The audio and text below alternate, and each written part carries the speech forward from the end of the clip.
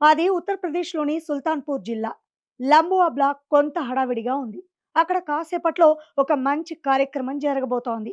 వికలాంగులకు wheel chair పంపిణీ చేసే ప్రోగ్రాం అది.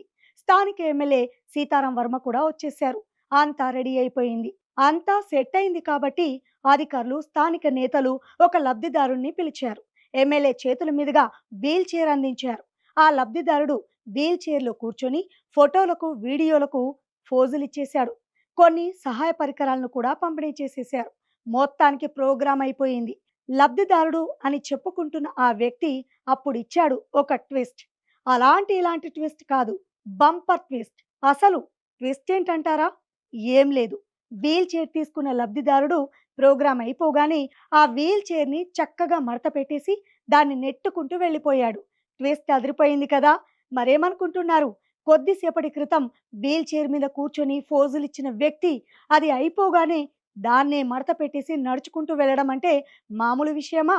అందుకే నెటిజన్లు అవాక్కయ్యారు. ఈ వీడియోను సోషల్ మీడియాలో వైరల్ చేశారు. మన రాజకీయ నాయకులు ఎంపిక చేసే లబ్ధిదారులు ఎలా ఉంటారో చూడండి అంటూ సెటైర్ల మీద సెటైర్లు వేశారు.